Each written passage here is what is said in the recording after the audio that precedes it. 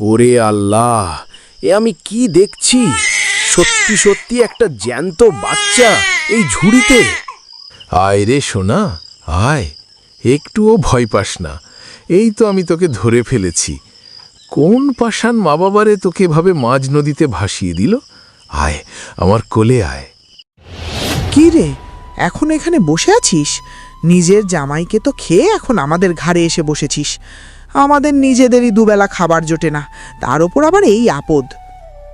ভাবি, এমন করে বলো না। আমার কি দোষ বলো? আমার কপালটাই মন্দ। আমি তো আর সাধ করে তোমাদের বোঝা হতে আসিনি। হবে না কেন? বাপ মা নিজের জামাই সব তো খেয়ে এখন আমাদের ঘাড়ে এসে বসেছিস।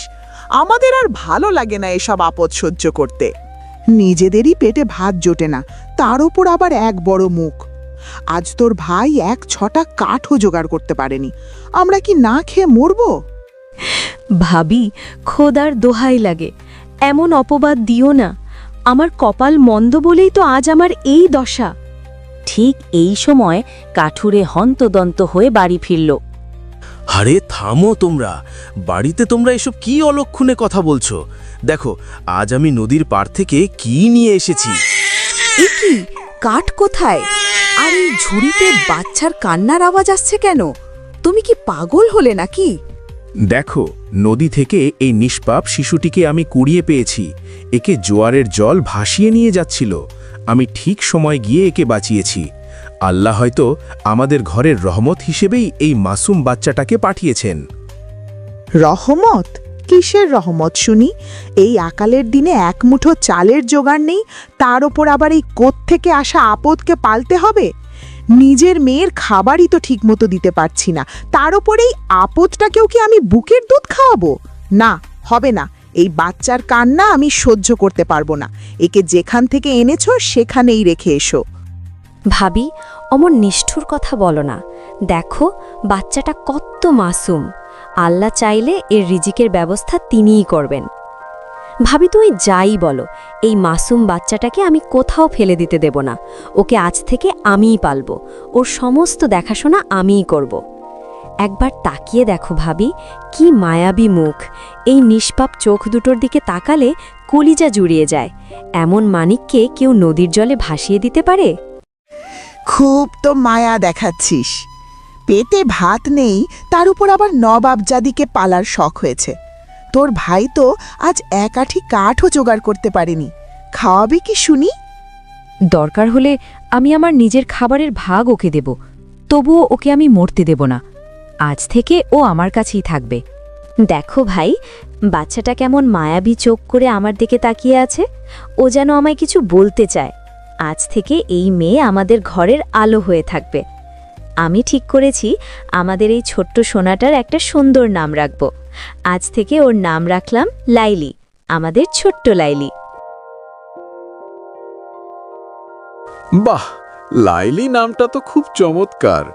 আমাদের এই অভাবের সংসারে লাইলিই হবে আমাদের সুখের প্রদীপ। নাম দিলেই কি আর পেট ভরবে? লাইলি হোক আর যাই হোক, ওর খাবারের দায়িত্ব কিন্তু আমি নেব না, বলে দিলাম। তোমার নিতে হবে না ভাবি, আমি আমার লাইলিকে আগলে রাখব।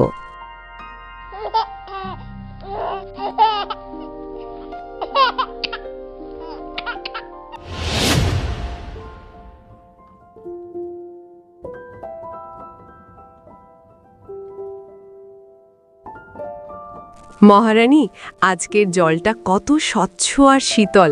চলুন তাড়াতাড়ি স্নানটা সেরে নি। স্নানে তো শান্তি পাবো সখী, কিন্তু আমার এই শূন্য প্রাসাদে তো কোনো শান্তি নেই। রাজবাড়ির এত ঐশ্বর্য দিয়ে কি হবে যদি একটা সন্তানই না থাকে?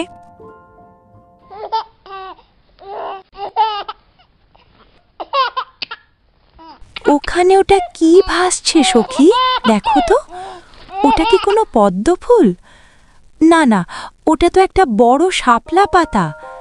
আর কিসের শব্দ ওটা? মনে হচ্ছে যেন কেউ খিলখিল করে হাসছে।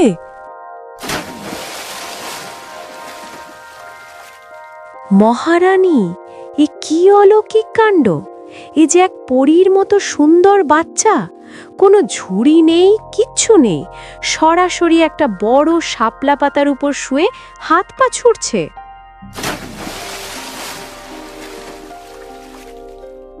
ওরে আল্লাহ, এ তো দেখি চাঁদের টুকরো।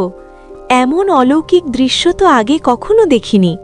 শাপলা পাতার বিছানায় কেমন নিশ্চিন্তে শুয়ে আছে। সখী, আজ আল্লাহ আমার শূন্য কোল পূর্ণ করেছেন। কে তোকে এই নদীতে ভাসিয়ে দিয়েছিল রে সোনা?